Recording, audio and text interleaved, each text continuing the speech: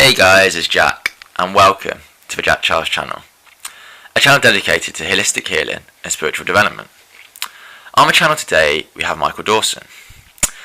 Now, I first became familiar with Michael's work when he commented on a video I did with Karen J on her own healing journey using A Course in Miracles.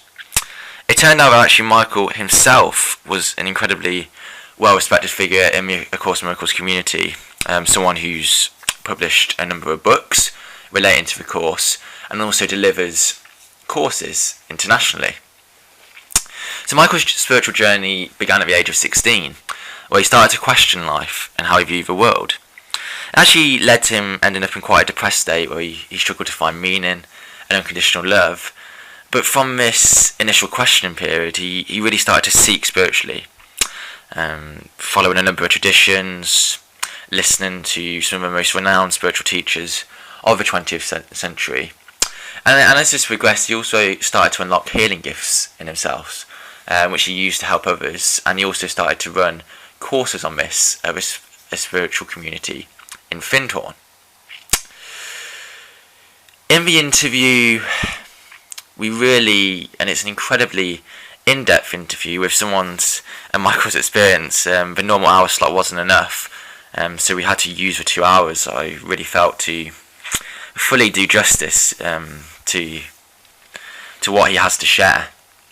So we start by discussing Michael's own spiritual and healing journey, communicates it in a very down-to-earth, humorous way with lots of funny stories, which really did make me laugh and really touched my heart as well. There's also some really deep moments in his journey where he shares the passing of loved ones and how that affected his life. It really is an incredible journey which anyone could learn from.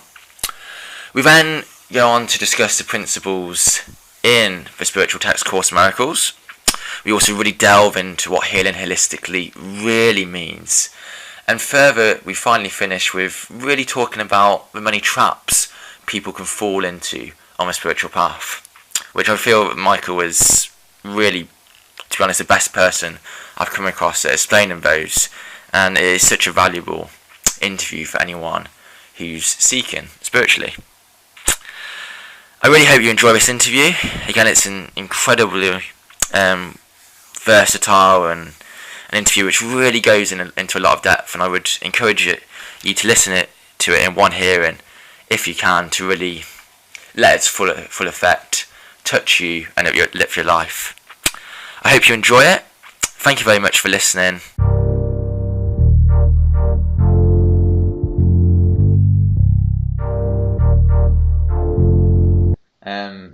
So thank you very much for joining me, Michael.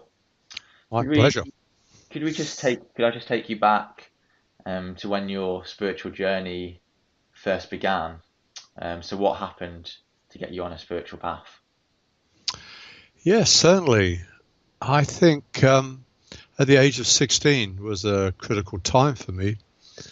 For some reason, I started looking at myself and the world, and I found it all a rather selfish place, and myself selfish.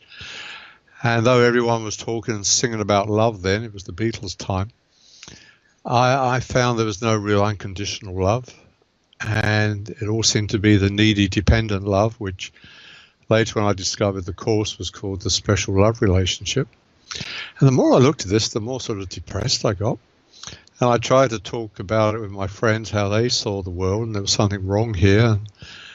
But they were interested in chasing the girls and going down the pub. And eventually I lost my friends. And what struck me particularly is that I lost all interest in girls.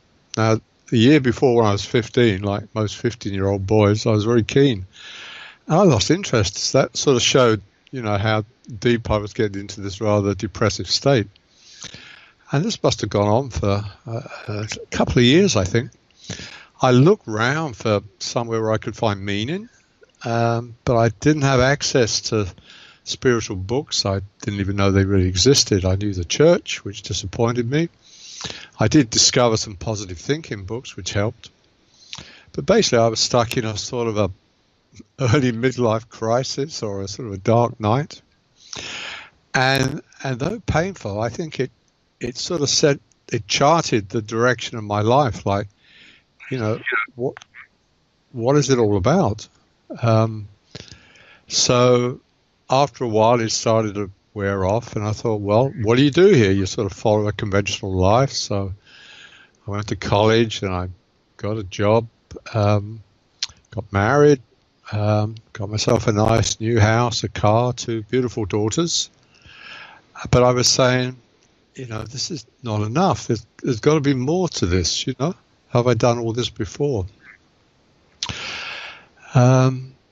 And then the proverbial spiritual book sort of fell off the shelf about probably 4 years into marriage. And it was called 14 Lessons in Yogi Philosophy and Oriental Occultism by Ramacharaka. I started to read this at home. I couldn't stop reading it. I left my wife watching the TV, and I sat in the kitchen, and it was like electric. And this was the beginning of sort of like an addiction to spiritual books. I think by the age of 35, I collected and read about 1,500 books. A bit over the top, but there you go. And I sort of became a bit of an armchair occultist, dreaming of all these wonderful initiations to come and beautiful beings guiding me by the hand, and keeping it from my wife, who wasn't interested in these things. But I thought at some point I better do something practical about this. Book reading's good. And I was interested in Buddhism. I was living in London, and I started reading it. I also heard that a temple had opened up. I think it was called the Buddhapatipa Temple in London. It had been opened by monks from Thailand, from the Theravada tradition.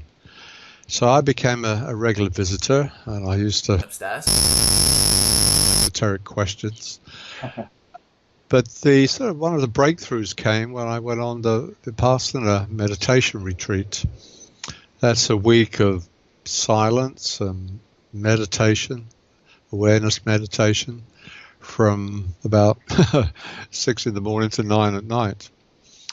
And they had this sort of torture chamber in the back garden. It was the hut for group meditations, which were an hour and a half morning and evening. Rest of the day, you're supposed to be meditating as you eat and doing walking meditations and being in your room. And I'd gone there with the wrong idea. I thought I had to stop my mind thinking. Crazy idea. Even the enlightened people I study, they still have thoughts, and even ego thoughts at times, which they just ignore.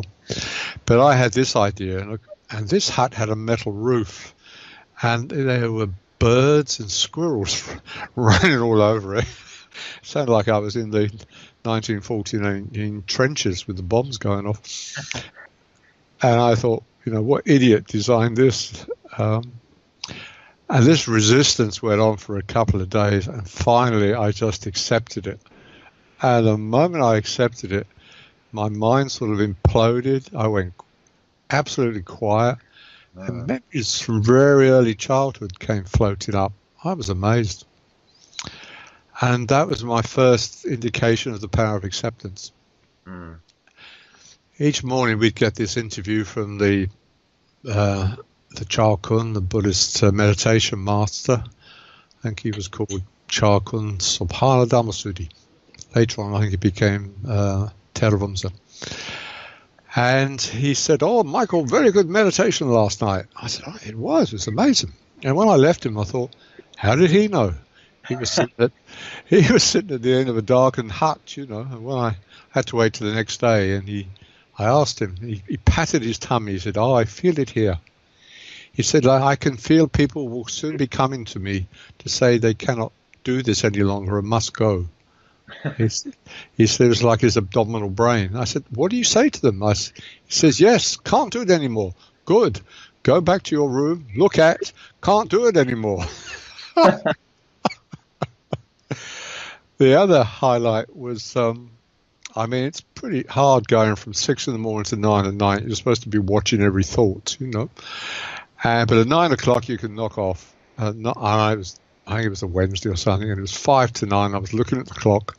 At 9 o'clock, I thought, great, I can just let my mind run riot. And I collapsed on the bed, and I burst into this amazing awareness. I was aware of everything. And I could see little thoughts wriggling through saying, oh my goodness, this is awareness. But I was watching them too. There was another breakthrough. The moment I gave up all this darn effort and all this darn trying, it just arrived. It's interesting. In about 3 weeks, I'm going to Germany to give a workshop. And I'm using the theme from the Course in Miracles, I need do nothing. And I think I was getting my intimations of it there. So that was a blessing. And how old were you at this point? How old was I then? I suppose it'd be about 24. Okay, 24. Yeah. Yeah, 24, I think. So I continued on with Buddhism, and I came across an author called Krishnamurti. They said he didn't wear the mantle of any religion, but he's really Buddhist. So I thought, oh, as I was in my book reading phase, I'd read that. And I loved his clarity. And halfway through the book, he started to put certain religions in the dustbin. And I thought, yeah, no problem with that, until he put Buddhism in the dustbin. I remember sitting there in shock, actually, and I closed the book and I put it on my bookshelf. But for 4 months, it kept itching at me, and I took it down and finished it, and I saw that Buddhism has wonderful things to offer. You know, it was an ancient, organized thought system, and there were traps there. I mean, the first Buddhist, the first words of the Buddha weren't written down till 500 years after the Buddha died. I mean, plenty of room, you know, to leave out bits of the message or change it like they did with the Bible. So I left Buddhism, and that began 12 years totally dedicated to Krishnamurti. And that meant each year I'd go to Brockwood Park in southern England and listen to him. Sometimes I also go to Sarnen in Switzerland and listen to him. And we'd be at these camps talking to 1 o'clock at night about awareness, you know, when our awareness was really saying we should have gone to bed at 11 p.m. You know, we were a real bunch of intellectuals. Krishnamurti tended to draw intellectuals. And we always wanted to sort of get an interview from him, but he was highly guarded. And after about 11 years, I gave up the idea, and then I got my next lesson. After the talk in the tent, we go to another tent to eat. And I got my food, and I walked along, and I looked to my right, and there was Krishnamurti sitting on a seat eating his lunch. And it was so sudden, I just looked at him. No thoughts. And I thought, God, what a wonderful guy he is. You know, he just stared at me, but that didn't matter. I was just transfixed. And then suddenly he stopped eating, put his plate down, stood up, and this sort of look of unconditional love came over his face. He opened his arms and he walked towards me. Now, this is my dream come true. So what did I do? I ran off to the other side of the tent. Oh, wow. I couldn't take that love. I couldn't take unconditional love. It's like if I stood there, Michael would have to sort of dissolve. And I always thought that's what I was searching for. Again, years later in the Course, Jesus sort of lists the things we're afraid of. And the second greatest fear was the fear of God. And, you know, you find plenty of that in the Bible. You know, we've displeased God and he's come to punish us. But the greatest fear is the love of God. Because the ego, that sense of separation we all carry, dissolves. And we're sort of addicted to separation. And it was that moment with Krishnamurti, looking back, I realized a great lesson. Like, my God, I'm terrified of the real thing, the real love. I can handle, you know, conditional love, special love relationships. We know the games we're playing. But someone who wants nothing from you, someone's just radiating love, you know, what you do? Well, I ran.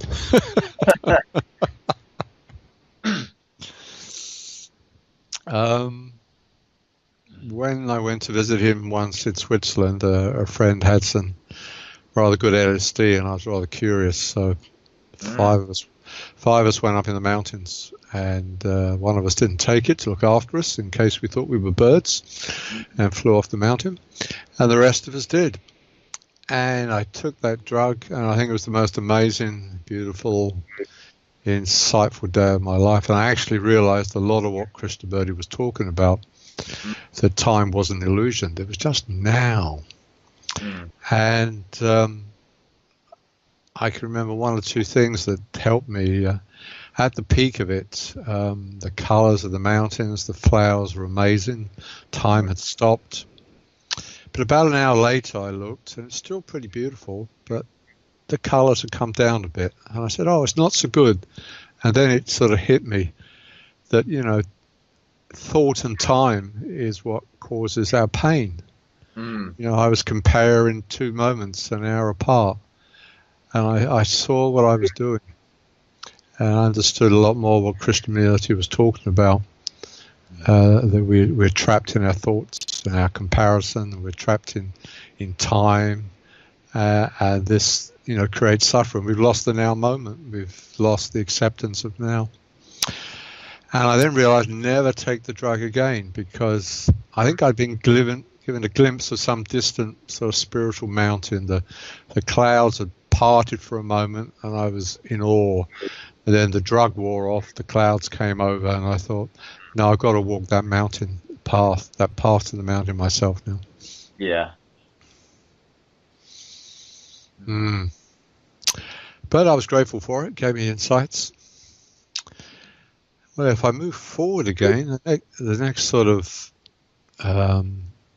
thing that moved me forward, I was with a partner, Barbara, at the time.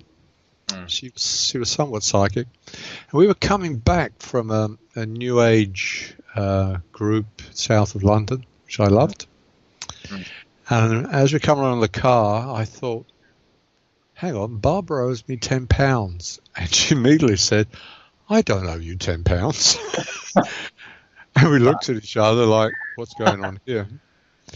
And then she started to bring this message through. And she got clearer and more powerful. And it seemed to be from 8 beings. And it was so strong I couldn't drive. I was on a motorway, so I pulled over onto the hard shoulder. And for a couple of hours, this message came through. I remember the car rocking with the wind, from the lorries. Oh, wow. And I asked if I could make notes, but they wouldn't allow it. Probably me at that time, I'd ask them to spell the words as well. But it was a big, it's time to shift the direction of your life, Michael. And it's probably a good time to leave Krishnamurti. I thought, I hadn't realized I'd become the dreaded Krishnamurti disciple. And he was always on about, I don't want disciples, and I'd become one, of course. And we also, us that followed him, were suffering from what we call Krishnamurti paralysis. Anytime we wanted just to do something like I wanted to study astrology, and I thought, oh no, that's an escape. That's the ego trying to move away from awareness, and no, I won't do that. I remember my friend being stuck in a house for a week once. She was on holiday, and she'd go to turn the TV on, and she'd go, oh no, that's an escape from my mind. I won't do that. And then she'd say, I'm hungry, and she'd go for the food. No, you're not really hungry. That's just appetite. And she said, I've got to get out of the house. You want to escape? The never-ending cycle. So I think I had a touch of the Krishnamurti paralysis. Not his fault, but mine, of course. So they were saying gently, good to leave and good to look at your career and move on. I was teaching electronics in college at the time, and it was a very plush job, well paid, 4 months holiday, but I was bored, you see. And I knew that I needed to resign. Also, the reading pushed me into an altered state for 3 weeks. I had this big heart opening. I remember teaching the about 18, 19 or 20, young women, young men, and I sometimes look at them and I feel my heart open and I want to cry. I thought, this is no good, so I turn around and put a transistor or a valve on the board, and pull myself together. And when you say heart opening, how was that? Was that different to what you'd experienced before on your spiritual journey? Yes, this was big because it seemed to be permanent, and it seemed to be really opening. Like things I was coming home from work in that period, and I stopped because I wanted to keep going out into nature in this time. I remember looking at some rusty barbed wire and thought how beautiful it was, and I actually wrote a poem about rusty barbed wire, how beautiful it was. And I look at the men and the women, I think, how ridiculous to differentiate by sex, like we do. And I thought this would go on for the rest of my life, but after 3 weeks, it just sort of melted, and I sort of came back to where I was.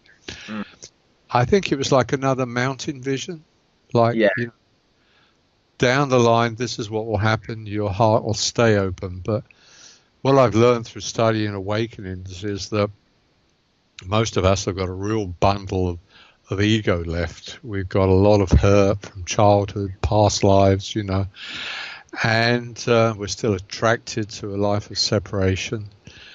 And there's things to heal, before things can become permanent. So, but in that time, I did resign my career. To earn money. I became a sort of supply teacher in sort of ghetto schools in London. That was hard. But previous to actually getting that job, just to get some money, I went to top psychic in London, Elizabeth Farrell of the College of Psychic Studies.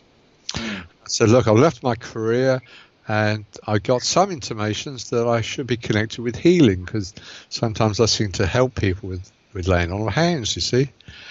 And she said, well, let me tune in, Mr. Dawson. She said, well, what I'm getting is that you're running out of money and you need a job, and you'll be teaching by the end of the year.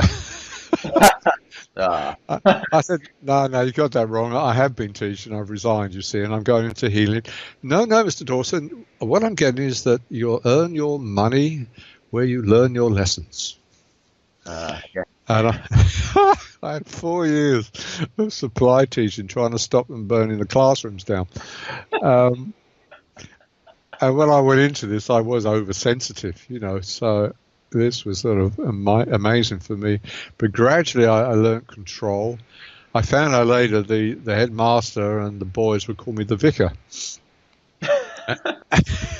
And the idea is, well, I was trying to keep discipline, not by whacking them, but by eye contact and things like that, and being quiet. So that's how I got that name.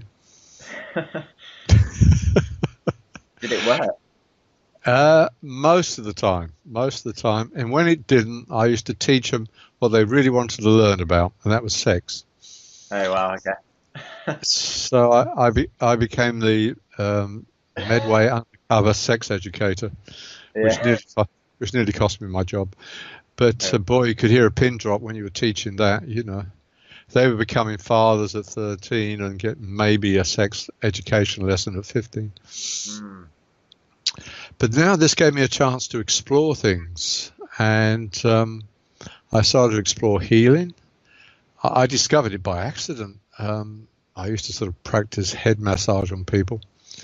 And one day, the mother of a friend of mine comes. She'd had a headache for 3 days and 3 nights, and the doctors could do nothing.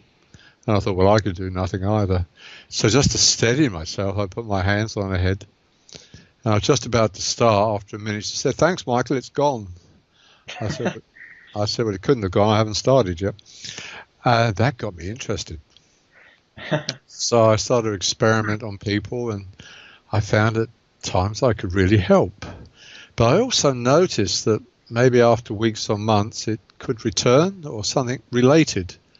So I knew there was something more I had to do, but I wasn't quite aware of that at the time, what that was. Yeah.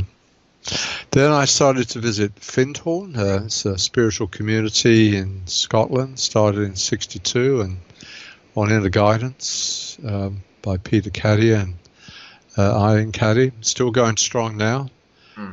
It's got over 100 members and maybe 9,000 visitors a year. So I went there for a healing course, and I sort of felt a yes inside me to really deepen my healing. And when you say yeses, things happen. And though I was a participant during the sort of tea breaks and dinner breaks, people seemed to be sitting next to me, telling me their problems and asking if I could help. I thought, that's interesting. So I started giving up my dinner breaks and tea breaks, and as well as laying on of hands, I was trying to get them to see what it was in their minds that they needed to change and let go of, what they needed to forgive, some negative thinking, something from their past. And that was quite exciting. I'd learned some techniques of counseling and transpersonal psychology, and I was seeing some rather remarkable things happen. So that was the big switch, and I then joined Findhorn in '84 along with Barbara, and I spent 20 years either as a member or independent member or living in the village. That's when I started developing workshops on healing, and I sort of ran the healing department there for a while, so I could sort of experiment in one-to-one with people. At the same time, I discovered the Course in Miracles there. I first heard about it in London. It's funny, when something significant happens, I tend to have like a camera snapshot. I was in this room with a friend. He said, "Have you heard about the Course in Miracles? It's this book of affirmations." Well, I didn't like the title, and I thought it was perhaps some American quick fix 2-day approach to waking up, so I lost all interest. But I have a snapshot of him saying that, you see. So back at Findhorn, I saw it in the bookshop, the old Phoenix bookshop, and I took it out the window, this big blue book, and I opened it, and I read something, and it was like electricity. It just hit me. I had no idea what I read, and I put it back, and I stuck it out of the shop. Well, I was there for 2 days doing a workshop. I used to come out after every lunch and pick it up again. I had this same sort of whack of energy, this sort of electricity. Didn't know what I was reading and put it back again. Now, at that time, I was really drawn to the East, Ramana Maharshi, Niskadaha Maharaj, the Alice Bailey teachings. Christianity seems simplistic, especially this forgiveness thing. I love the Buddhism with the lists of 40 this or the 10 hindrances and the 5 whatnots, and I'd write them all down on bits of paper and try and memorize them all. So the simplicity of Christianity had no appeal. But the book, was calling me. And when I got back down to London, I bought a copy, and I spent 3 years sort of reading it and doing the lessons and struggling with it, as most people do. I put it back on the shelf and thought, amazing book. And very soon after, I had an envelope from Canada, and there's a couple of small booklets written by Dr. Kenneth Wapnick, sort of explaining the basics of the course. I looked around for a letter or a send-in address. There was nothing on the envelope. Still don't know who sent them to me. But if they're listening, thank you. Hang on. Just get myself back together again here. Thank God I'm British. And anyway, I read these booklets, and I started another sort of 3 years, reading and practicing. By then I was at Findhorn, and I had the chance to invite Kenneth Wapnick and his wife Gloria over. Kenneth was now my teacher, and he gave a workshop at Findhorn. But I'd been studiously ignoring the metaphysics in the course. I still wanted a God that was looking after me and my bank account and my body and was making all the pretty things on earth. And Ken's very perceptive, and one day he said, "Well, Michael, who do you think created the physical universe?" So I asked him a bit more about it and gave me some references, and so I then really began to look at the metaphysics of the course for the first time, I suppose.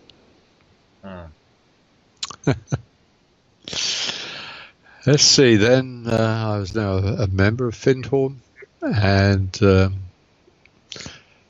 I was teaching healing workshops to begin with, but more and more the Course in Miracles came in to the workshops, and eventually I just started teaching pure course workshops plus a sort of a practical healing the course workshop.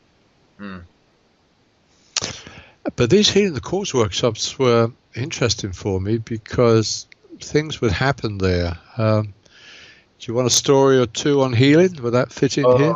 Yeah, no, definitely. It's always, I think, sometimes the best to give practical examples. I think so. Really get a feel for it. Yeah, so I'll try and weave it all in. One that comes to mind was I was leading a guided journey for about 20 people on the workshop to meet, say, a wise being to give them answers. And they're all laying on the floor. And suddenly just one of them sat up. Nothing much I could do about it. But I came to her afterwards and I said, what happened? She said, well, I didn't meet a white being, Michael. I met a dark being. And I should have mentioned that they do turn up occasionally to sort of help show you your sort of shadow side. Mm-hmm. And I said, well, we could do it again if you like. She said, no, I'm fine. Well, later that day, her arm hurt so much we had to put it in a sling. By the evening, she had sort of slit vision in one eye, and we had to put a patch on her eye. I said, look, there's something going on here. Shall we look at it? She said, no, I'm fine. The following day, her other eye started having a snowstorm. Wow. So one arm in a sling, slit vision, and a snowstorm. I said, we should look at something. I'm fine. She's about 18. And then she came up to me a day later. She said, I was doing an exercise with you, Michael, in the group. And this voice said, it is time for you now to look at something. I said, great, shall we try? She said, no, I'm fine, thanks. Well, we were rather worried about her. So a week goes by. This is a 2-week workshop. She's still arm in sling, half blind. And late in Sunday afternoon, when there's no workshop, she comes up and says, maybe I should look at something, Michael. So I sort of grabbed her and almost threw her into the healing room. Yeah. I said, look, let's go back on these journeys and be prepared for a white being or a dark being. She said, okay. And she said, oh, I can see myself when I'm 16. I'm looking for a razor blade and I'm testing how sharp it is. Okay. And it turned out that when she was 16 in this life, she'd attempted suicide, with a razor blade. Yeah. And then so she went through that. And then she said, oh, nothing much happening. So I said, let's call in the beings and ask them, which she did. And suddenly she was on a train with really crowded, no windows and a lot of fear. And then the train stopped and she said, oh, these people, they're beating us. And she, step by step, she gave a journey into the gas chambers in the Second World. Okay. So it's like a past life regression almost. Yeah. And then everything stopped again. So I said, let's call in the wise beings. And suddenly she was the soldier in the trenches in the 1914-18 war. She was the man there. And she was really missing her parents on Jersey. And then she went very quiet. And after a few minutes, she came out with a big smile. She said, I can't really explain it to you, Michael, but all of that was meant to be. It was all meant to happen. And she stood up. She took the bandage off. Her arm was perfect and both eyes were perfect. So it seemed to me she'd come to Findhorn to get rid of sort of chronic pain from 2 lives and this life, And I was like the spiritual midwife that sort of helped deliver her insights, And were you like comfortable with that at the time, or was it quite a miraculous thing for you to witness? It was a wonderful thing what I just said to you in 2 minutes took 2 hours. Yeah. And I'd already had some experience with this. So it was like a blessing to watch this and, watch this person change and let go of it. And what I've seen is that I don't actually heal people, but I try and help people to heal themselves by changing the way they think, to forgive, to let go. And, that's where the expertise is. And if I can get my ego out of the way, then all that's left is spirit. And if I only do this for a short period, then there's, we create a space and the light increases and they use that light to their advantage, to change their minds. So my job is to get Michael out of the way and sort of be guided. That lovely healing prayer in the textbook of A Course in Miracles? I've got it here. I'd just like to read it out because this is my healing prayer. Fantastic. It's from the textbook, chapter 2, section 5, paragraph 18. I am here only to be truly helpful. I am here to represent him who sent me. I do not have to worry about what to say or do, because he who sent me will direct me. I am content to be wherever he wishes, knowing he goes there with me. I will be healed as I let him teach me to heal. And that last line, I will be healed. So part of my path of healing is to work with healing. Someone else is to be a mother or to sweep the road or grow flowers. So, I'm doing healing to heal myself. So this also ties in with the workshop. I need do nothing. It's not that. I know when the ego hears that phrase, it's like, oh, good. Crack open a beer and watch afternoon TV, and at some point I'll be violent. So we wanted to discuss with you later what exactly that means, because I think it can certainly be misinterpreted. But of course, what's being said here is that it's not you. You do it with someone else, with Spirit, with Jesus. I need do nothing because I've got someone with me who's going to do it through me. If I can just get Michael out of the way for 5 minutes, and I know in a 2-hour healing session, I can remember once being quite upset with someone and angry just before a healing session. I thought, oh God, nothing's going to happen here. But for a short time in the healing session, I managed to sort of forgive and become at peace, and then something happens, So we don't have to be at peace all the time, but just for a moment is when the healing can occur. And I'll give you another one of a moment. This was amazing. Sometimes I've seen healings happen when I don't know the person's sick, and I don't even try and heal them. But when I look back, I'm in a good space. I've got Michael out of the way for a moment, and I'm at peace. And sometimes touching or looking at someone, like their headache might disappear. I didn't even know they had a headache. But I've managed to get Michael out of the way so Spirit comes through and does its work. The best example of this was Findhorn again. I was asked to give a sort of demonstration to some guests about laying on of hands. And so I wasn't trying to heal anyone. I just asked for a volunteer, and this retired nurse sat in the chair. And I just shown them positions to put hands over the head and the throat, the heart. And I said, don't think about their illness, just, see them happy and well. And I was just yakking away like this, and I saw the woman's right hand go into a fist. She kept opening and closing her fingers, which meant nothing to me. He said, Michael, I've got chronic arthritis in my right wrist. I had it for, a few years. I said, really? And she said, it's gone. And I said, do you know what's going on? She said, I think I do. When I was a nurse, especially towards the end, I got so angry at some of these patients that I wanted to. And then she took her right hand into a fist. And she said, I wanted to smash him in the face. And she said, the last couple of years since I've been retired, I've been trying to let this go. I've been trying to forgive it. And, when you were with me there, I just felt the space, and it happened. Well, she was there for a week at Findhorn, and every time she passed me in the corridor, she'd crunch her right hand up into a fist, poke it at me. And she said, I love playing golf, and I used to have to pad all my golf clubs out at the handle so I could just hold them.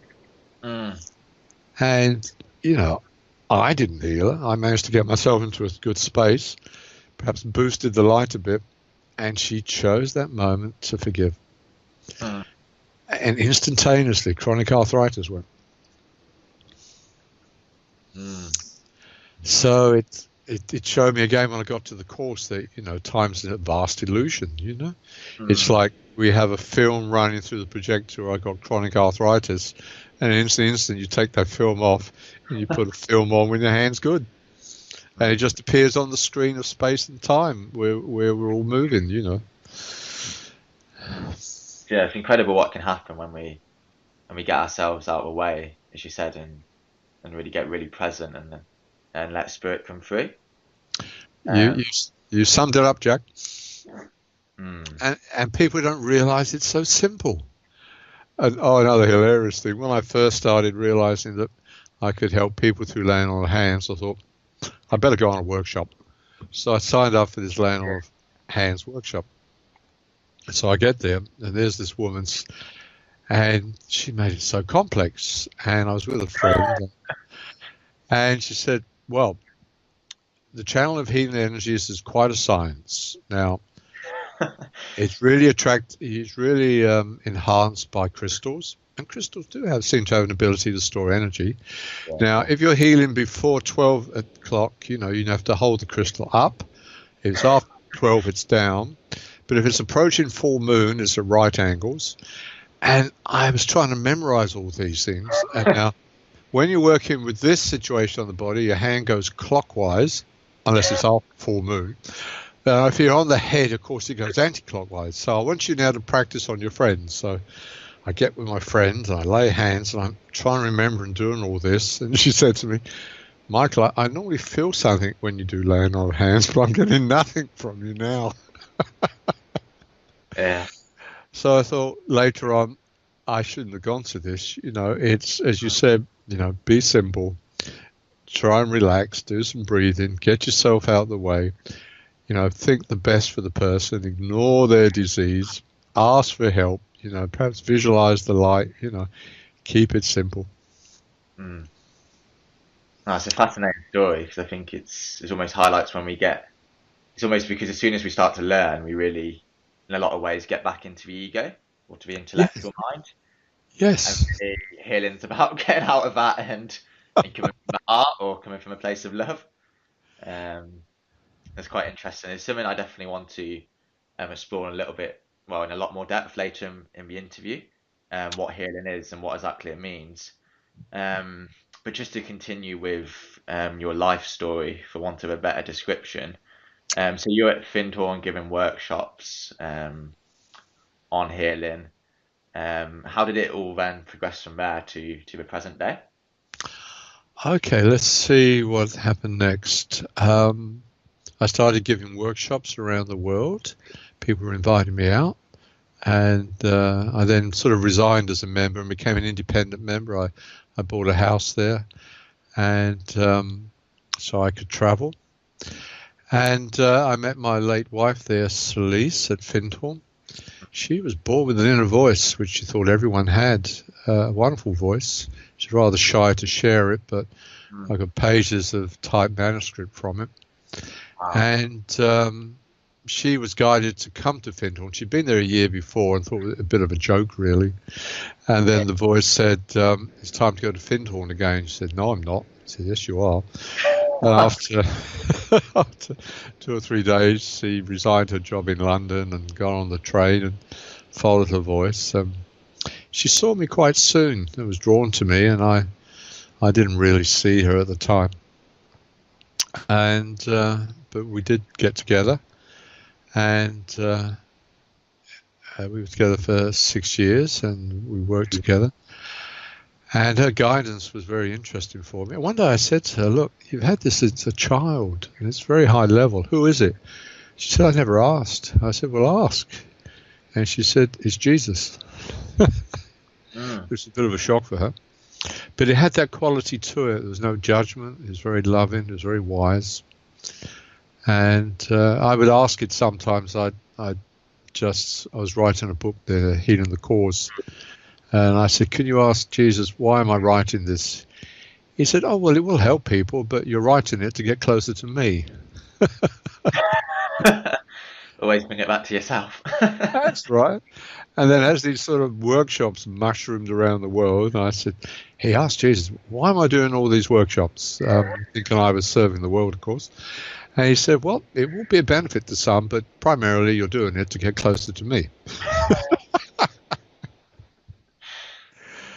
Anyway, we sort of reached a plateau at Findhorn. I was very successful. We had a house, the book had been published, but we both felt spiritually flat.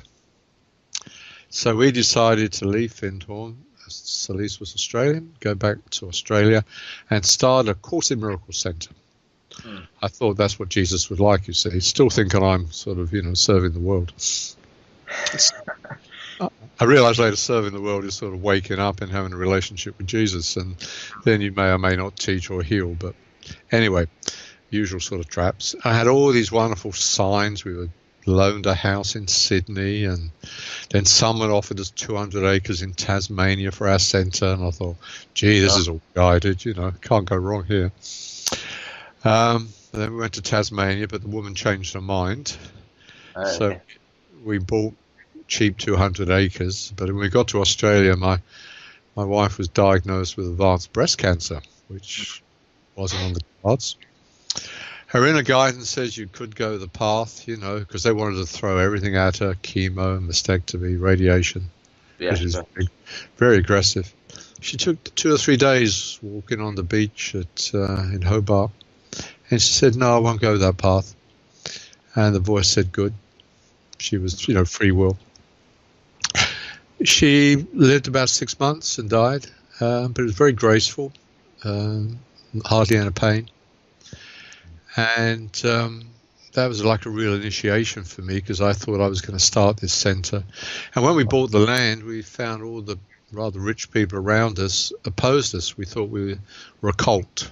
They took us to court to try and remove our building permission. Meanwhile, Celise had this cancer. Wow. And on the last day, she was in a hospice. And here was a big lesson for me. I was with a friend, a nurse, and she went over and felt, Celise was in a coma then, felt her pulse and said, her pulse is strong, Michael. Why is she still here? I thought, oh dear. I'm expecting miracles. I know people can rise at the last moment, but I don't really know if she should be here or not. Oh. So I sat on a bed, and I didn't know what I was going to do next either.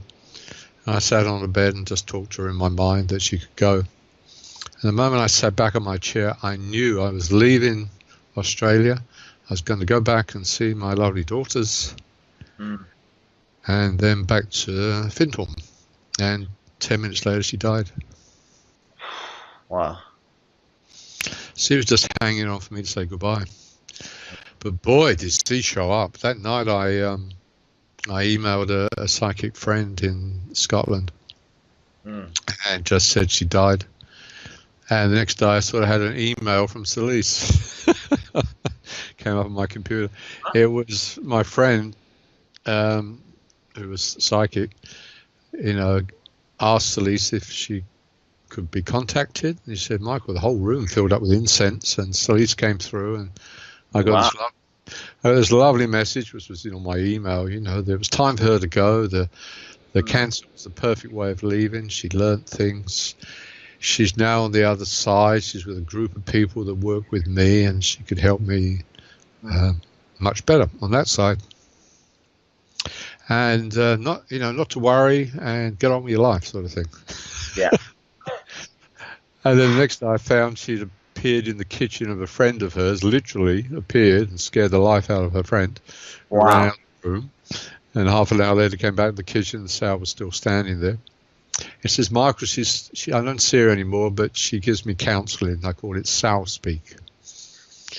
And she appeared to others too.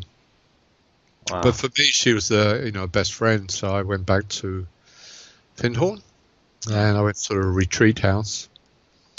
And I had to leave it for a short while. Unknown to me, a friend of mine came with a message from Celise. I didn't get it until about a year later.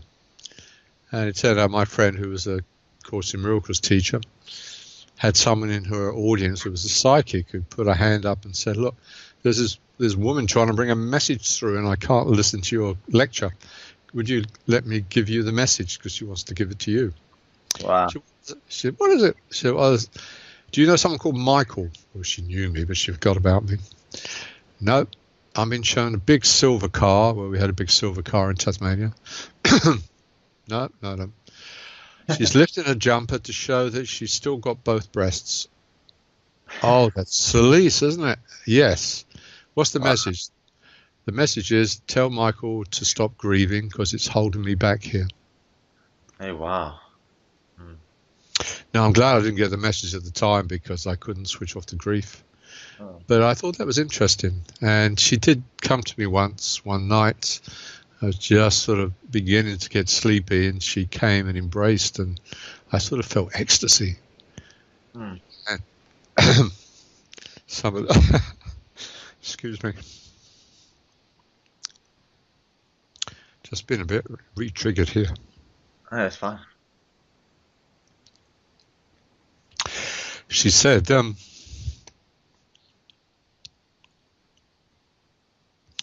I didn't abandon you. This was for the highest good. Wow. And it was.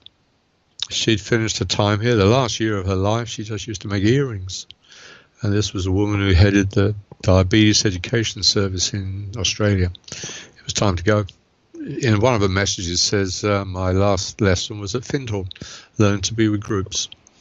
And I just wanted to go there. So there I was back at Findhorn. And about 3 years later, it was about 3 weeks before giving a workshop on relationships and, of course, in miracles. And I was a bit of a gay bachelor then.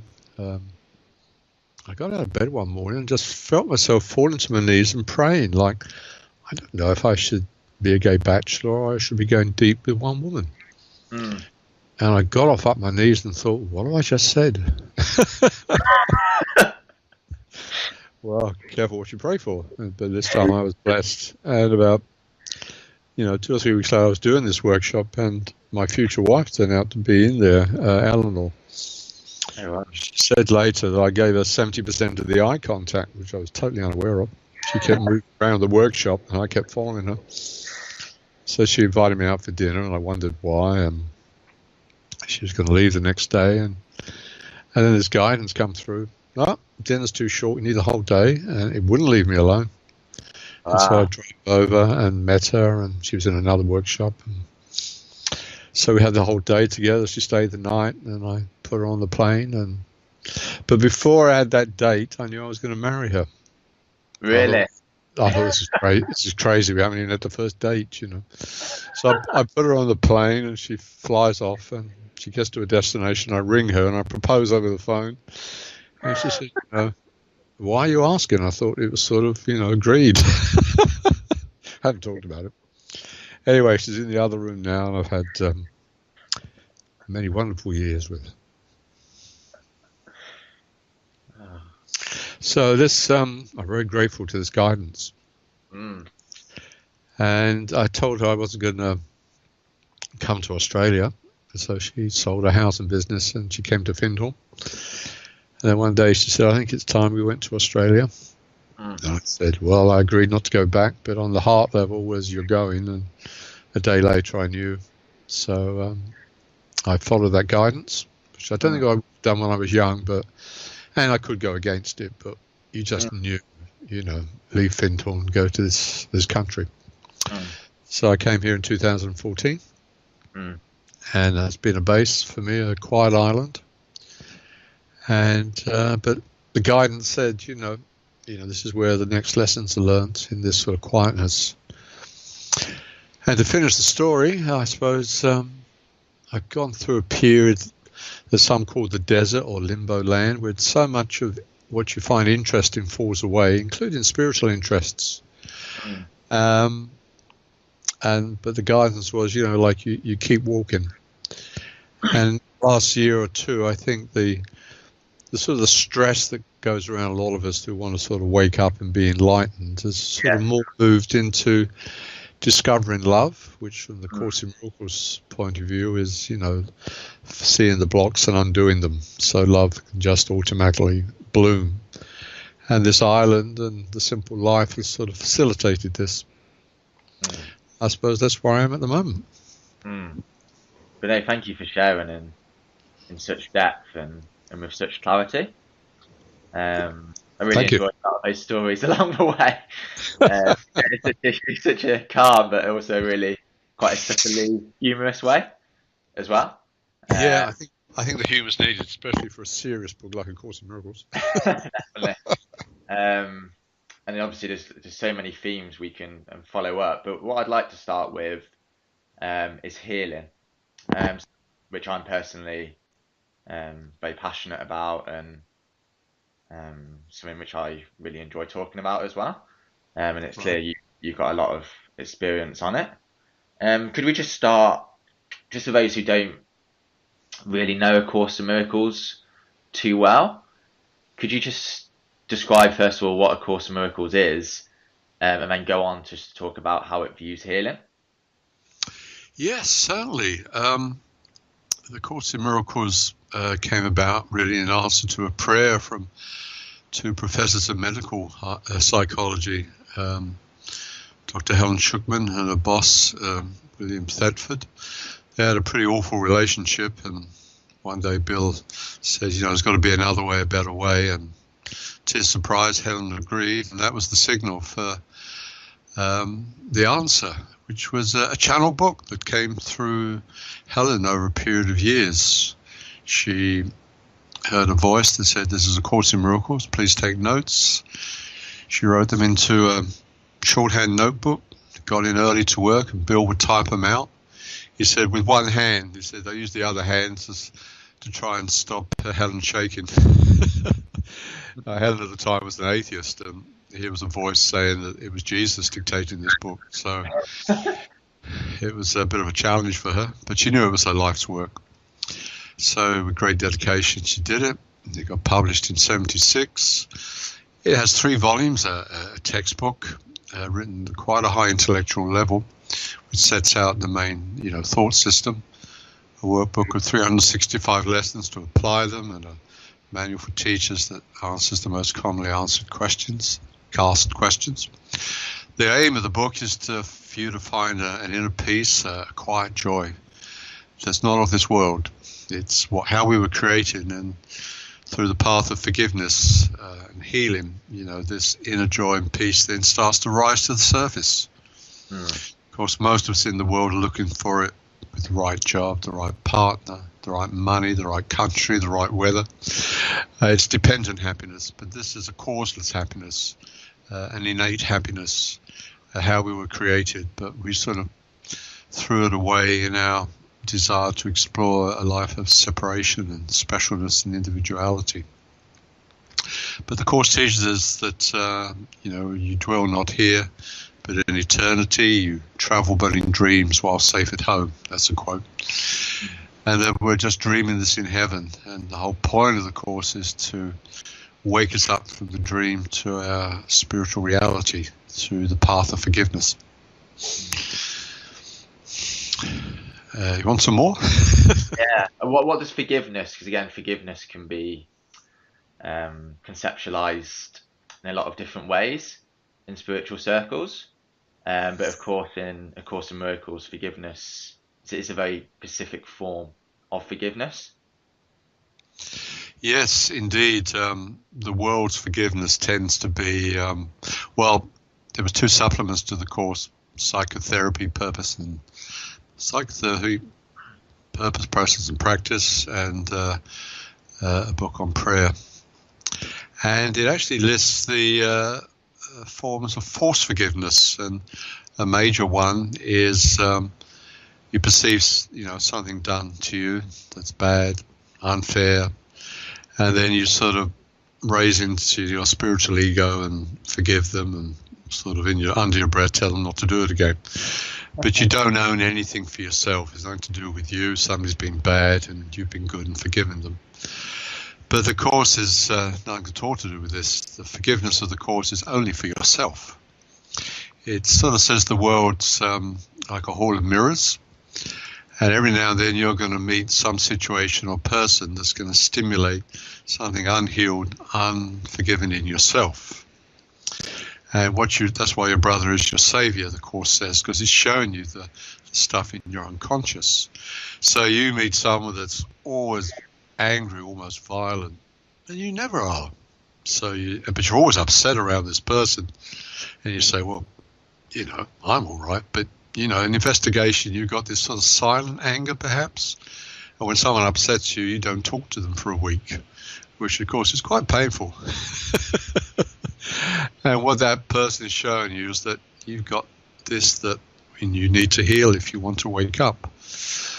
Or you're annoyed by people who are obese, and you're quite good, pretty good figure, but you sort of hate your fat thighs, and they're reminding you of that, Or you might think, well, really the Course is wrong because I hate people who smoke around me, and you never smoke. But what does it demonstrate to you? It may be that they don't think much of you. They puff smoke in your face. And perhaps you don't think much of yourself. Maybe you have a low self-opinion, and the trigger in that. So forgiveness of yourself. And the Course, the simplest definition the Course would give is to forgive is to stop judging yourself or anything in the world.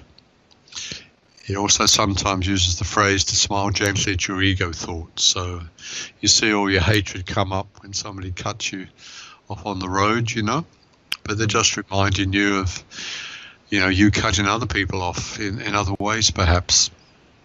And then there's a short sentence which sort of has like a three-stage approach to forgiveness, where in the first stage, like I've just mentioned, you realize that all the people are doing is mirroring to you what's unforgiven in yourself. And the end of that stage is you actually feel grateful for these, your enemies, so to speak, these mirrors for showing it to you. And that's the hard step to do that. But the second stage can be even more difficult. Well, now you've found that you're the jealous one. Can you let it go? You might realize that jealousy is keeping your relationship together.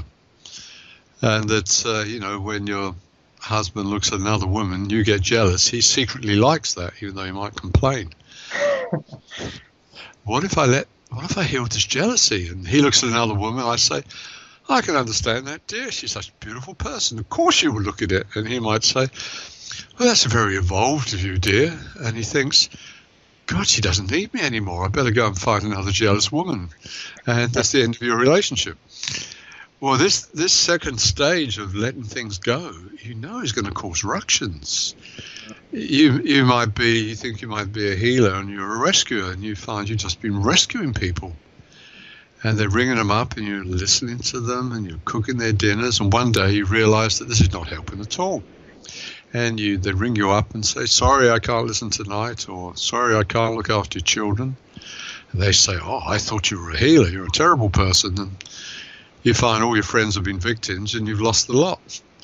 And so this struggle, in the second stage, can I let my victim go, my rescuer go, And once you make that decision, then the third stage of forgiveness is automatic, it's divine. The sort of Holy Spirit just lifts off your jealousy, lifts off your anger, but prepared for a different life, prepared to cause a ripple around you.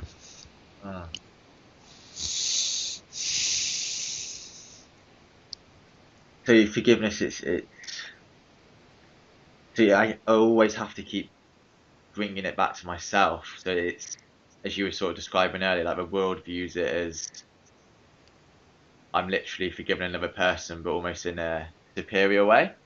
So really, that's right. It's an illusion, but I'm forgiving another. It's really all I'm ever forgiving is myself. Could you just maybe describe the metaphysics? Because I think that's really important, because it really underpins why you'd do that. Yes, the Course is written on two levels, a metaphysical level and a practical level. And you can't really understand the Course unless you appreciate the metaphysics. And saying that, we can't totally understand the metaphysics. Our brains are not up to it. But we can have pointers, which are very useful. And with the metaphysics, you realize that in the end, that even forgiveness is an illusion. Yeah. So but we start from the metaphysics. What the Course says is that our true reality is a formless, eternal spirit, and that there is no duality, like there's no number greater than one in heaven. But this doesn't seem to be the case when we look around. That God could only create like itself, and God knows nothing of time. God is eternal, so what God creates is eternal. So what we are, which the Course calls the Christ, is eternal. We've never been born, we never die. A simplistic analogy would be like God is a light bulb that's always been shining. It's never turned on, never turned on. And we're the rays, we're the Christ that comes from it, And the Course says, the only difference between God and Christ is that God created Christ. Apart from that, we're the same. So this is our reality. It's not in time, it's not in space. The senses can't pick it up, and it can't be destroyed. So on the first page of the course, you see this 2-line summary. Nothing real can be threatened, nothing unreal exists. Herein lies the peace of God. The first line, nothing real can be threatened, is we're the Christ. We can't be threatened because we're outside of time. And nothing unreal exists. Well, unfortunately, that applies to everything we see, our whole universe. That is in time. Our solar system is middle-aged. In 5 billion years, our sun will die. There will be no life here. And we're a collection of 1,000 billion stars, the Milky Way galaxy. But guess what? Nearby is the Andromeda galaxy.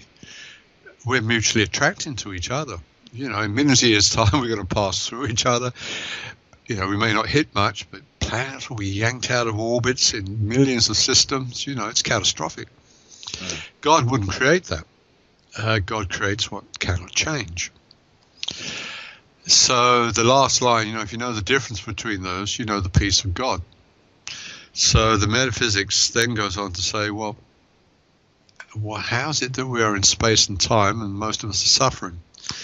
And there's a line that says, into eternity where all is one, crept a tiny mad idea at which the Son of God forgot to laugh. So a lack of sense of humor got her into this, Jack. And the idea was, hey, could there be something different from this amazing oneness? Could we be God? Could we be the first creator? Could we be separate? Could we knock God off his throne, take his power and move out? And because we're so powerful, it seemed to happen. Well, it happened in a dream, but we don't think it's a dream. We think it's real, and we've got a very angry God now, which we find all over the Old Testament, of course. He's a bit upset about what happened. We bit that apple, which was separation sounds a good idea, let's go for it. And we left a very angry God in the Garden of Eden, who threw us out and put angels with flaming spears so we'd never go back. And deep down we think we won't go back. Deep down in our unconscious there's this incredible guilt and pain of what we think we've done. Well, actually, we've done nothing. But we think we've done it. And now we've got to escape God, get out of the way. And also we can experiment with being creators and being our God. So in that moment, space and time was created. This would be the Big Bang. We escaped from God and we've gone into our beloved world of we can now be God, and give us enough time we'll be happier than we were in heaven. And, here we seem to be. But the Course says, no, we're just asleep in heaven, and can awaken. But we did take with us the memory of God, which is the Holy Spirit. That's Ken Wapnick's definition, which I rather like. Because there's no number greater than one in heaven. There's not God and Christ and the Holy Spirit. It's just a perfect oneness we can't really imagine. But having think we've left heaven, now there's God, Christ and the Holy Spirit. And that's helpful to us. And the memory of God, the Holy Spirit's in our mind. And if we just turn to it, it'll teach us forgiveness, wake us up out of our fear, and realize we've got nothing to fear and we can go home. The parable of the prodigal son is actually in the Course in Miracles. And, the prodigal son tries everything to be happy, runs out of money. He ends up in the pigsty. So, unfortunately, the universe is the pigsty. So it's beautiful in places, I give you that, but it's still only a dim sort of reflection of heaven. And we start to say, this hasn't worked out. I think I'll go home, but I'm absolutely petrified of God. And like me being petrified of Krishnamurti's love. Yeah. So we start praying, but our prayers begin with, can you fix up my pigsty? I could have a larger screen, and I could do with some central heating and a carpet.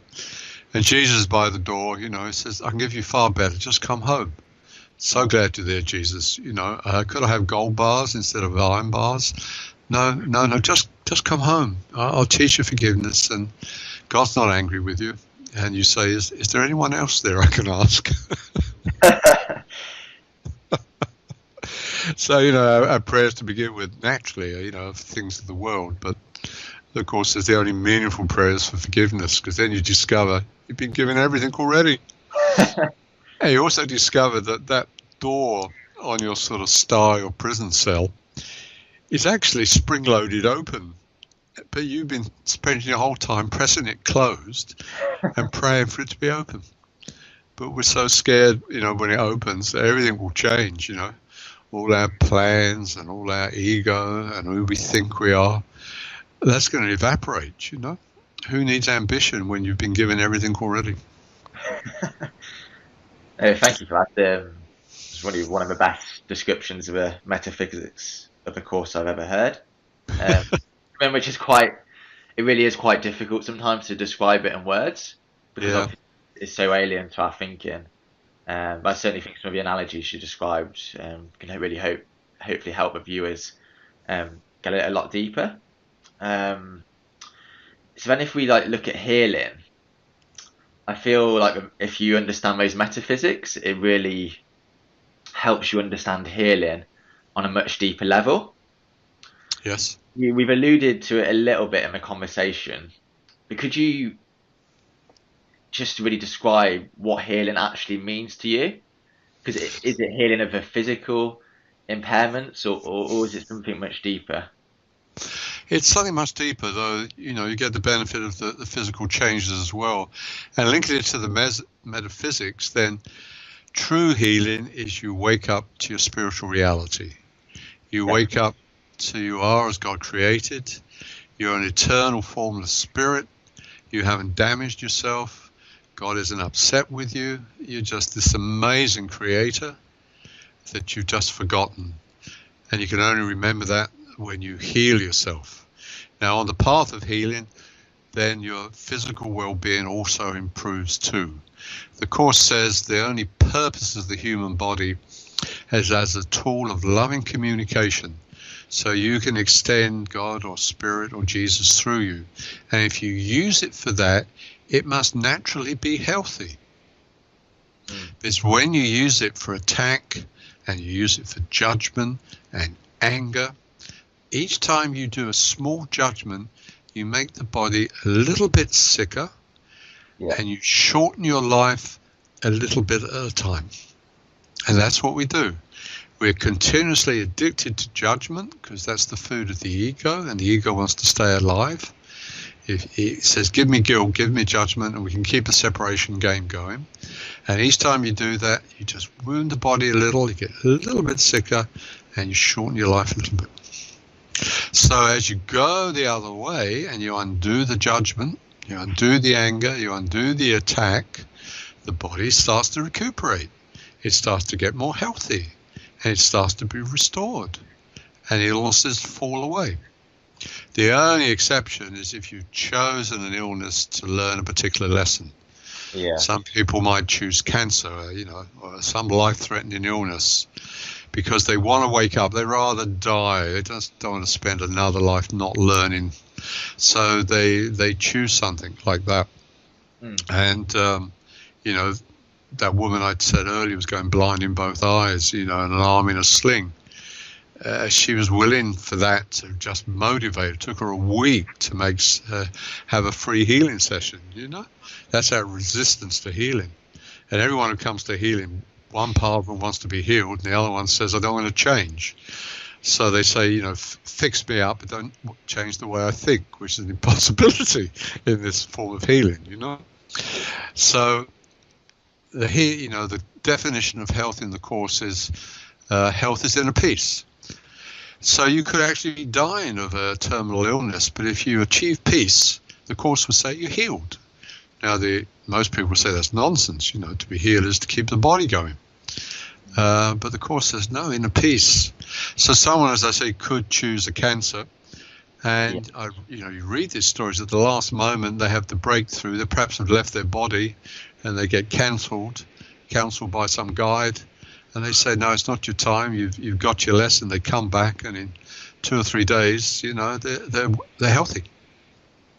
Wow. So healing is to remind you that you're a spirit, that you're as God created you, and you get the bonus most of the time of a healed physical body. But of course, being human, we'll go for the physical body first. Yeah. How can I use the Course in Miracles to heal my headaches? And Jesus doesn't criticize us for this. We may need to start there, but in time we've realized that healing, is for deeper issues. And of course, in this definition as well, it's not like we have to officially be a healer to actually facilitate healing in another person. It could just happen in conversation, or almost just happening in an everyday job setting. Exactly. I mean, there's in the psychotherapy pamphlet, there's this wonderful 2-line summary of how a psychotherapist heals, or how a healer heals, or how a friend heals. And it's a real classic. I think I can almost quote it.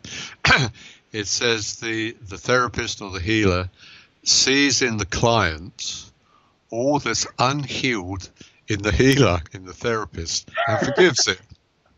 That's how you heal. There's not a word about the sick person, except they're a mirror.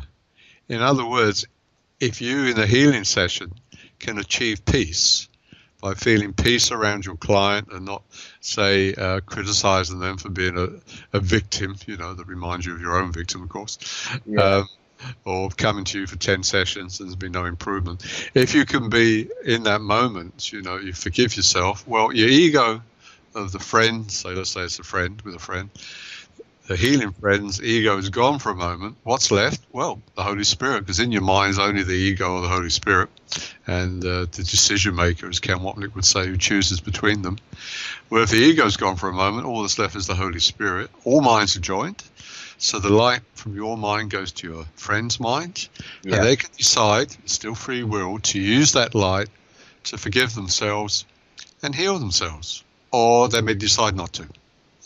But you're giving them a moment, because you as the healer now have connected with spirit, and your light extends over to them and they can use it. So it's the presence of the healer that heals.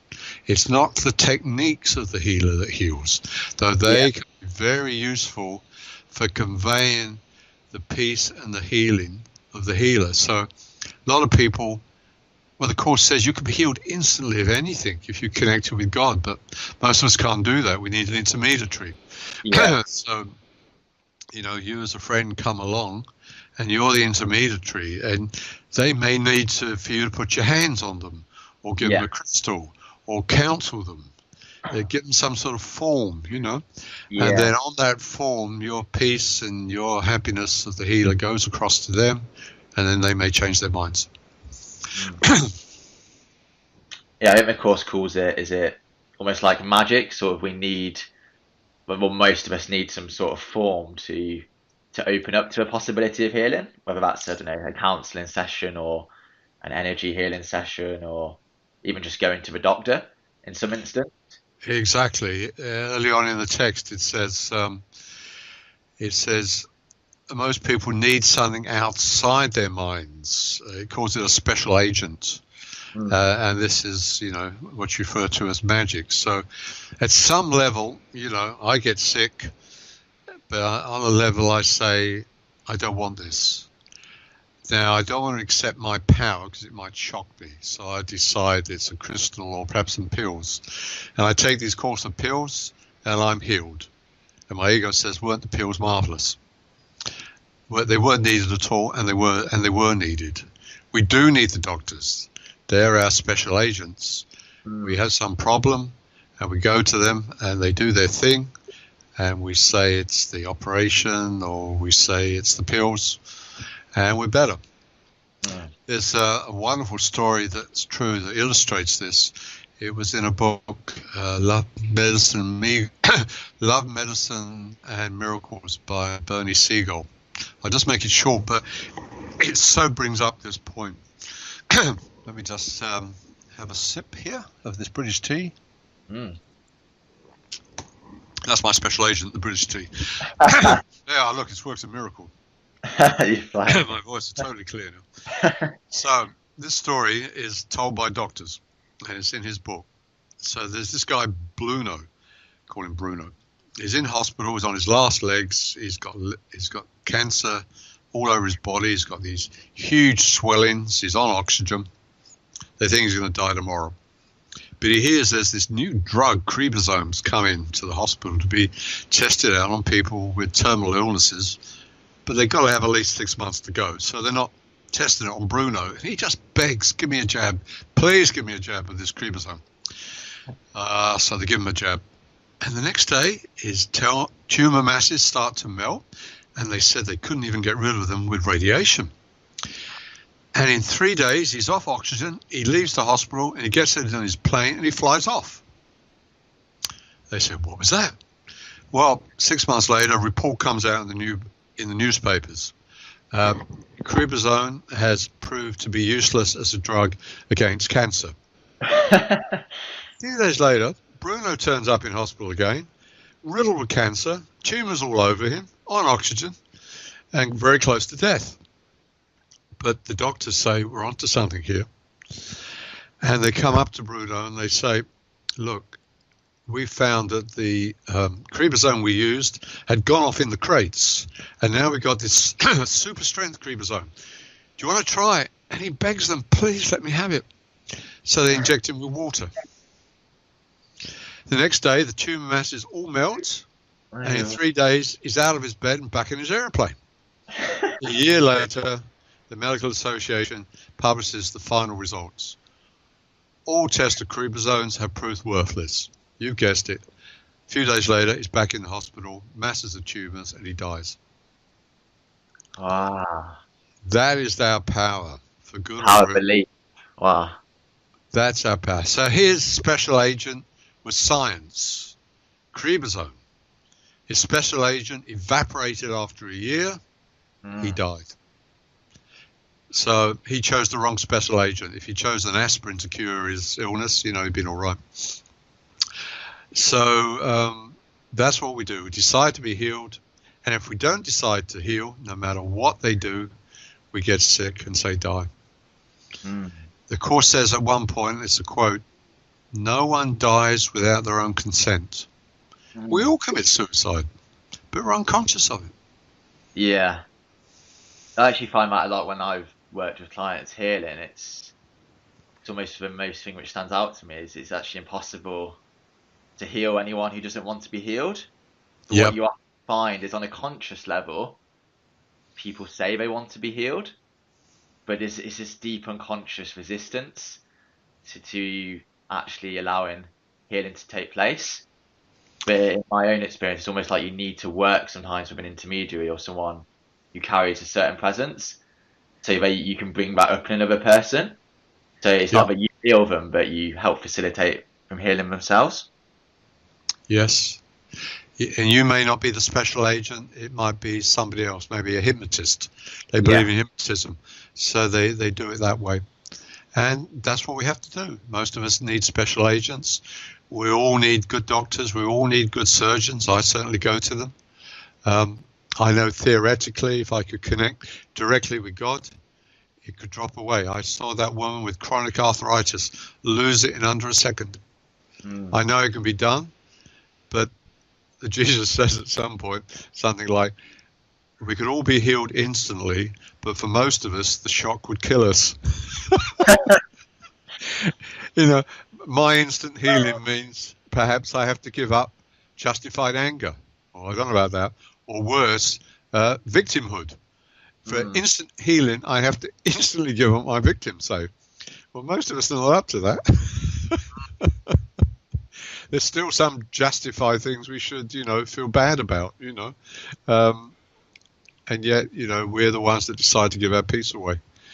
So the Course says we move from nightmares to happy dreams to the real world. It's a process. We can't skip steps. We know theoretically, reading the Course, I could be Jesus in the next second, but I'm not quite ready for it. It's an interesting point you make, actually, because you see it can almost be like a myth in spiritual circles of this instant awakening. So, I don't know, 1 minute someone's just an everyday person and they suddenly have this profound spiritual experience, and they become, I don't know, totally enlightened or totally awake. What are your thoughts on that? Yes, it's a fascinating subject. A couple of years ago, I did workshops in Germany, Stages of Spiritual Awakening. So Yeah. I studied all the people I have the deepest respect for: Ramana Maharshi, Siddhartha Maharaj, Jesus, Krishnamurti, Adyashanti. And what did they have to say about this? And because some of them, like Dr. I'll get a name in a moment, have students and they study these people. Dr. Bonnie Greenwell, she did like a survey of over 2,000 people who were waking up and having Kundalini experiences. And what they found was very interesting. There's basically like two areas. You do get these sudden awakenings, which are very powerful, but for 99% they drop back again. Yeah. They can't hold it. They have a lovely honeymoon, but there's still all the unhealed stuff in the ego. The ego's, gone off and sulking in a corner while you're having this lovely spiritual awakening honeymoon.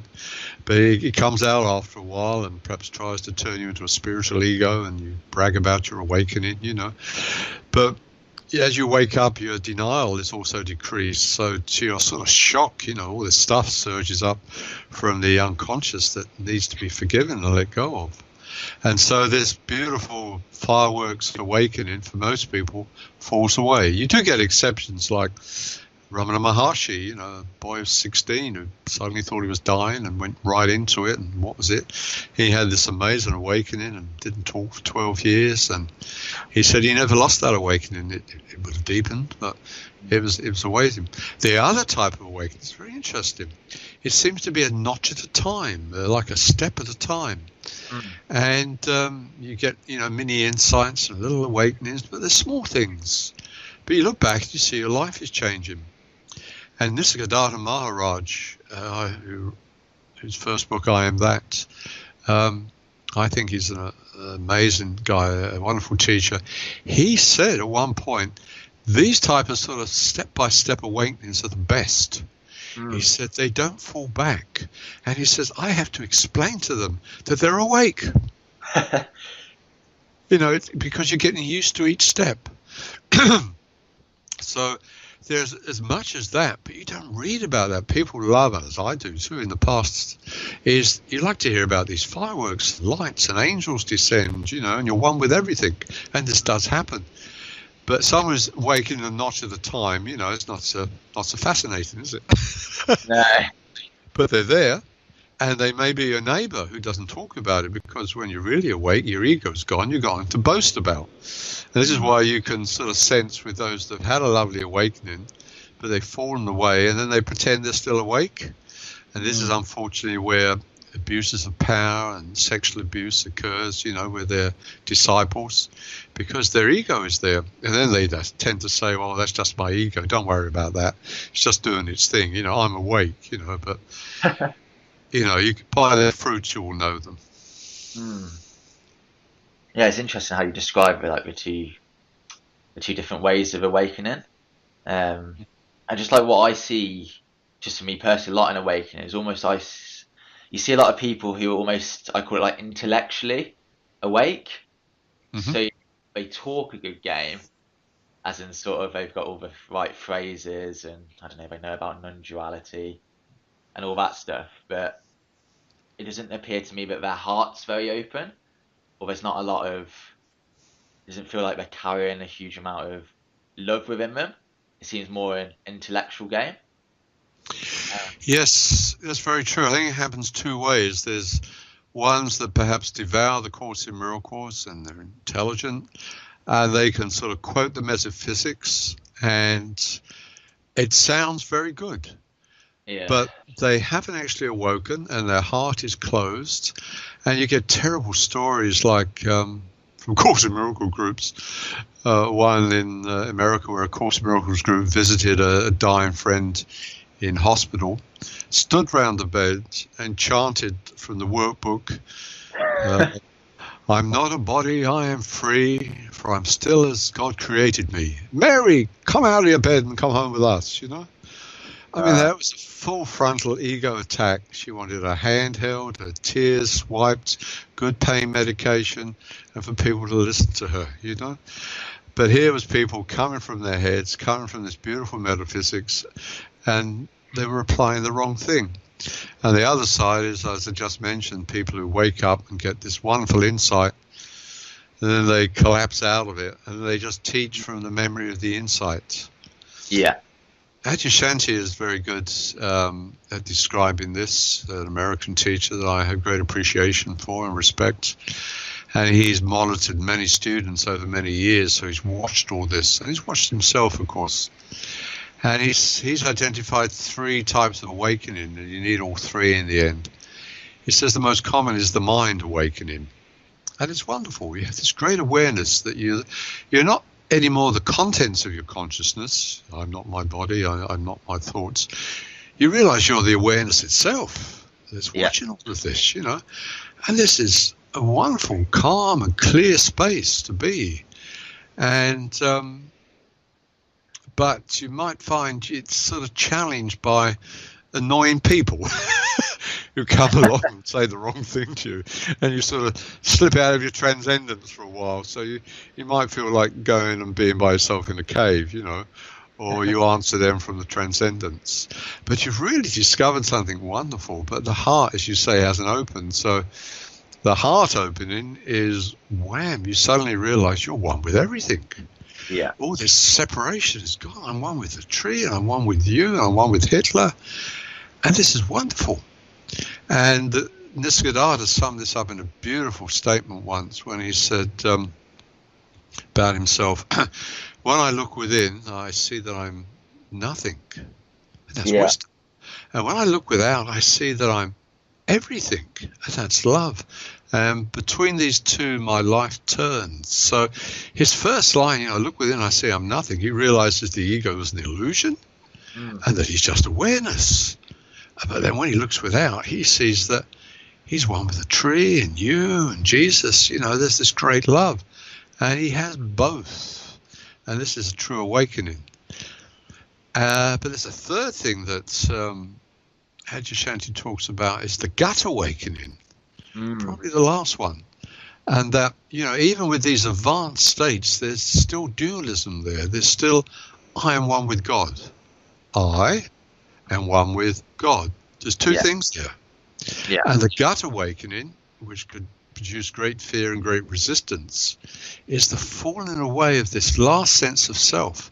I mean, the ego may have gone or shriveled or very much reduced, but there's still this sense of self that's a link with God, and even that has to go. And that can be, the dark nights, the death, and then it's not I am one with God. Those who get that far is I am God. Yeah, that's what as you say. It's almost, there's no duality, man. It's just almost God is, as Jesus God said. is, and I am God, and duality is gone. So these are the 3, the mind, the heart, and the gut, and this is amazing. It's amazing to have a mind awake. It's amazing to have a heart, to have all 3. It's beyond our imagination. We're time-space creatures. We talk in symbols, and the Course says, words are symbols of symbols twice removed from reality. We're chatting about our dreams and the objects in our dreams. So that's why I say you can't fully understand the metaphysics. You have to experience it. You have to wake up. And then when you wake up, you won't be able to explain it. And if you say it to the wrong person, they used to burn you at the stake for it. So, but there are pointers. There are pointers. I mean, that's a beautiful way to describe it. I know when we first talked, we talked about something similar. I hadn't actually heard that way of describing it before.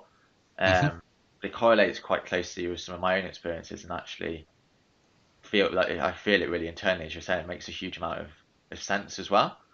But these things are so subtle, aren't they, as well? It's not an easy thing. There's lots of illusions, lots of detours or places to get stuck on the path.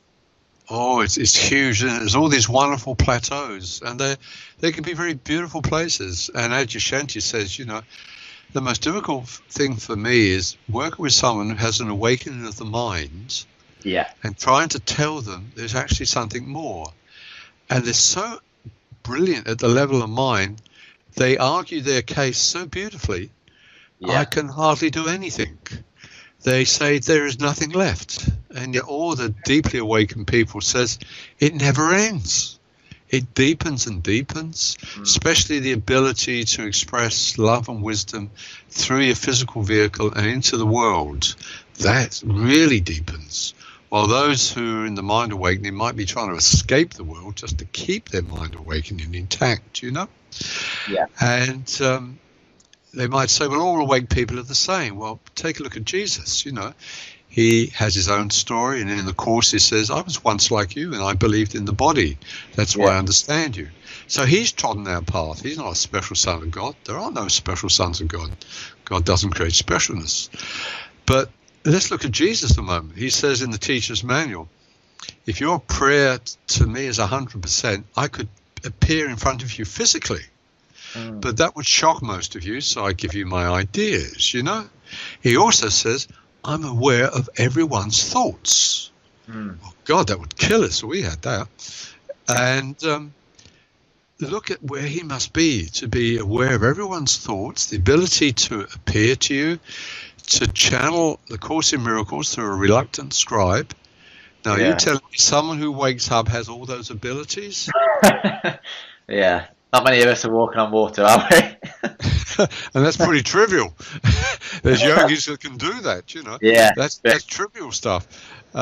So Jesus started where he says, and one day you'll be like me and beyond, you know, because even for him it deepens. Yeah. Never ends. And when you start to listen to some of the channels that are bringing through extraterrestrials and beings like Arcturians, you know, who I listen to some of them, and they're of the Jesus quality, and they say it never ends. Okay, you call us 11th dimension Arcturians, but we're transcending into the 12th. If you were interested in this, you look up Tina Spalding.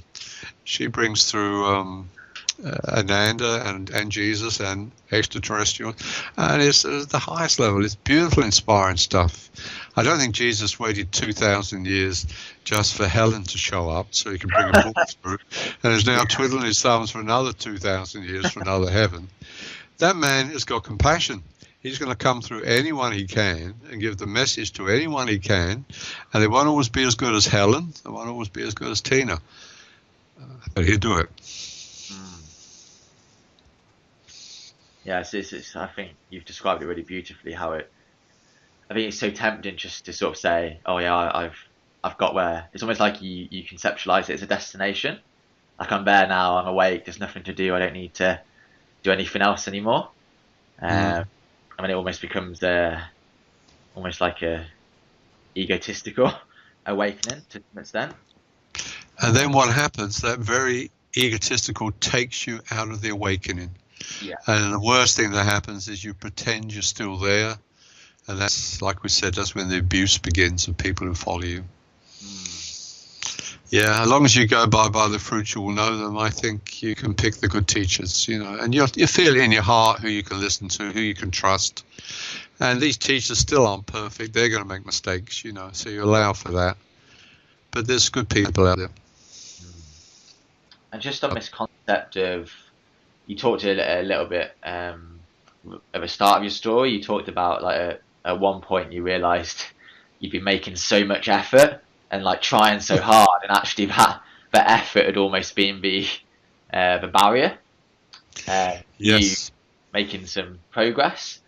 So could you just describe, because I think I see some people who they say, "Oh, there's nothing to do. There's nothing to do. I just sit there. There's nothing to do," which doesn't really resonate. I think there has to be work to be done, but for me, it's about the place you're coming from.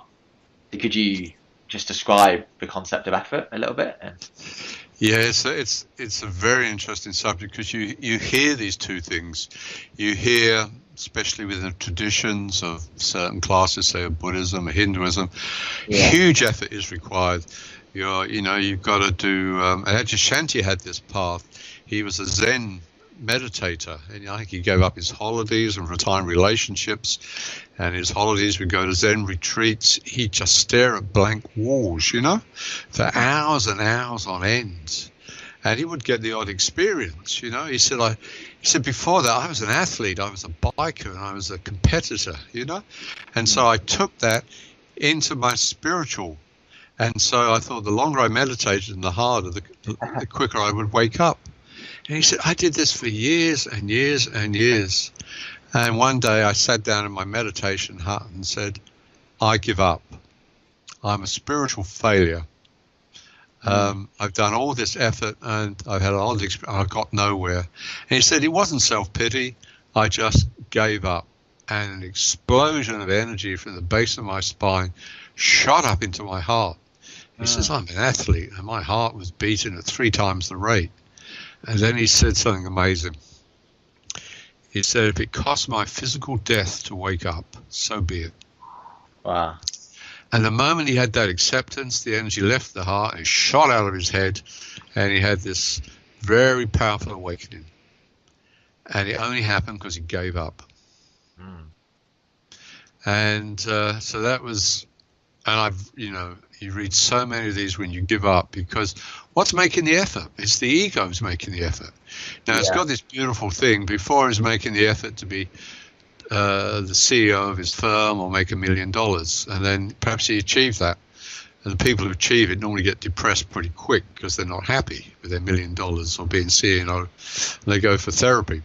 So then they may switch to spiritual. So the idea is to become enlightened, to become a Buddha.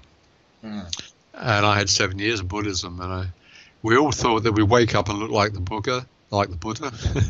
we never move, we'd be unemotional, we'll have this thin smile on our face. And that's what we're aiming for. Yeah, there you go. So all this effort goes in, and I put a lot of effort in, and I design my own practices and, visualizations and meditations and diet. It was all Michael's plan to God, While in the Course in Miracles, it says, you do not know the way to God. God knows the way to you. Get out the way and he'll teach you, I need do nothing. And so I hit my head against a few walls, and it was only later in life that it was my mind that was the barrier. My mind kept coming up with new solutions and new practices and new teachers.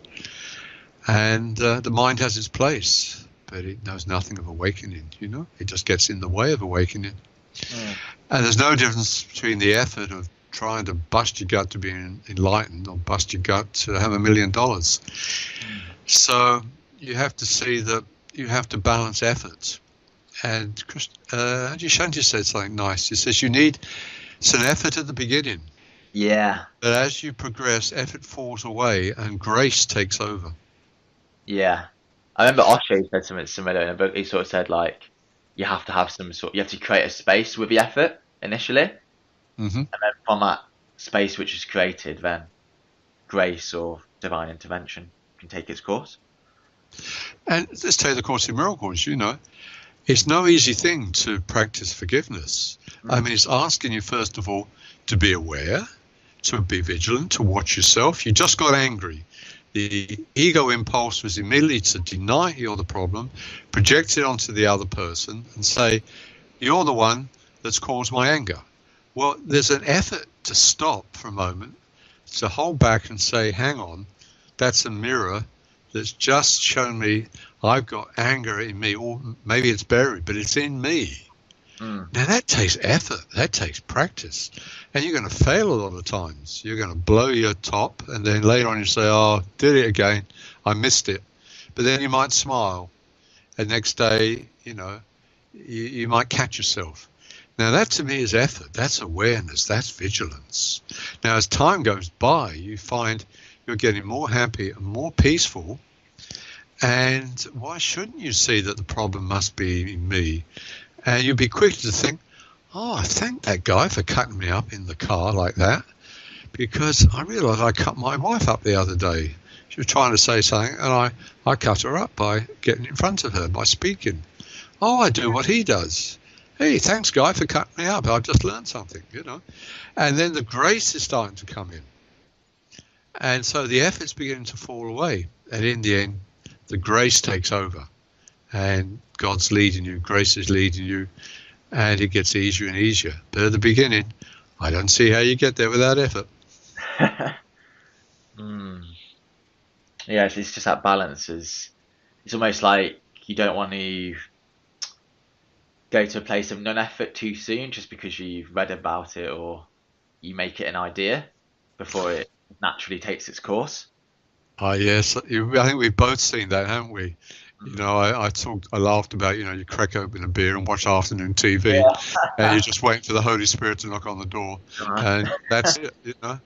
And then you get people deeply into that, who are very into non-dual. I call them Advaita or non-dual policemen. Yeah. And they're sort of watching the way you speak. And when you say, well, the other day I was practicing forgiveness. Excuse me, Michael, I heard I there. Who Uh, is this I that's practicing? I think you're in a trap there. It's like your ego, Michael, is in there and it's practicing forgiveness. Now you need to drop that. And you can hardly get a word out before the Advaita police are onto you again. yeah. And when you feel into their energy, it's not love, it's judgment, superiority, criticism. Yeah, sure. It's also like words are meaningless. It's where you're coming from in your heart, or it's the vibration behind it. It's just a word. I is ultimately just a word, isn't it? So You could read a telephone directory to someone with love and they'd feel it. yeah. The words carry the love that you have.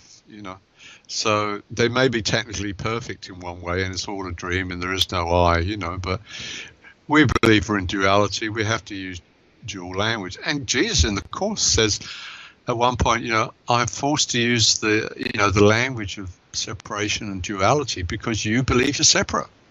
He says, in another place, not exact quote, but what he said was, when I was here on the earth, I didn't try to heal from knowledge, from the level of heaven. Yeah. I tried to heal from where you were at, because you have to undo the mind where it thinks it's at. Mm. If you're a healer and someone comes in and says, I've just been raped, and you say, you haven't got a problem at all. You're one with God. Nothing's happened to you. You're not a body. You're free. That's $10. I mean, that's a full frontal attack. Yeah. You listen to their pain, you hold their hand, and you gradually try and take them out of victimhood. Mm. And that's a process. So I think every spiritual path has its trap, and the Course in Miracles, I think the metaphysics comes up quite high on the trap list. You've got it all intellectually perfect, and then you knock everyone over the head with it. I've even heard of people going to funerals, jumping around saying, there's no death. Celebrate. Well, it's correct. There is no death. But I always remember, what was it, when I was listening to Ken Wapnick and stuff, he always said, don't forget to be ordinary. yeah. And he went on to say, Course in Miracles students aren't ordinary. Yeah. But in time, you start to laugh like we're laughing, I was much more serious when I was younger. I remember my partner when I was 25, her dog died, and she was upset. Well, you're upset. He never died, It's in dog heaven now, we should be celebrating. Quite forgetting, that was her best friend, and I had a dog that was my best friend, and I didn't like it when he died, but I had the metaphysics that someone was going to be knocked over the head with it. In fact, at that age, my friends used to call me Spock from, remember Star Trek? The Vulcan with the pointed ears. Oh, wow. And he lived his life by logic and reason. And they were trying to insult me, but I always took it as a compliment, of course. Yeah. So I've had guidance back a few years ago that said, Michael, your mind has become too powerful for your own good. You need to deconstruct this importance. So you're asking me what my path was? Well, what do they say? The longest journey is from head to heart. So Yeah. that's what's happened to me. I pursued the head, I pursued the great teachers, and they've helped me. But now I find that it's got to be about love, forgiveness, connecting with people, gentleness, kindness. That's what appeals to me now. And I think love will take you to enlightenment, and that'll be a nice byproduct. So I'm just wanting to learn more about love, more about forgiveness. And that's a beautiful summary of as you said, your story and really the themes we've been discussing throughout the interview. Just to Thank you. people who want to get in touch with you or connect with your work, how can they do that? Okay, well, I have a website, acfip.org, acfip.org. I have 3 books, Heat of the Cause, the Findhorn Book of Forgiveness, and Major Themes in A Course in Miracles. The first 2 are still in paperback, but you can only buy them through my website, and all 3 are in ebooks. At the moment, I'm only doing workshops in Germany. The global financial crisis caused a lot of people to stop going to workshops. And I have a newsletter. I send out 4 times a year, a free newsletter, which has articles on the Course in Miracles and non-dual teachers, and publishes my workshops. So if you go to my website, you can send me an email. I have a quotations list. I must have about 70 people on that now, and every 2 or 3 days I send out a quote, Course in Miracles and other teachers, that's uplifting. So you can all track it through acfip.org. Well, thank you so much for your time, and I've really enjoyed the conversation. And I'm sure the viewers will get a huge amount out of it as well. Jack, you're an excellent interviewer. You're wonderful keeping the ego out and letting people speak and putting in with good questions. And someone needs to interview you, Jack. Maybe one day. Yeah. Thank you. Thank you very much. Thank you, Jack. Oh, there we go. There we go. Thank you so much to Michael for coming on the Jack Charles channel. Please find how to connect with Michael in the video description below, and there's also contact details for myself if you want to connect with me further. Please also check out all the other videos on the channel. Tons of inspiring interviews from people from a wide variety of backgrounds, which could uplift many different people on their own holistic healing and spiritual journey. Thank you so much for listening, and have a fantastic day. Thank you.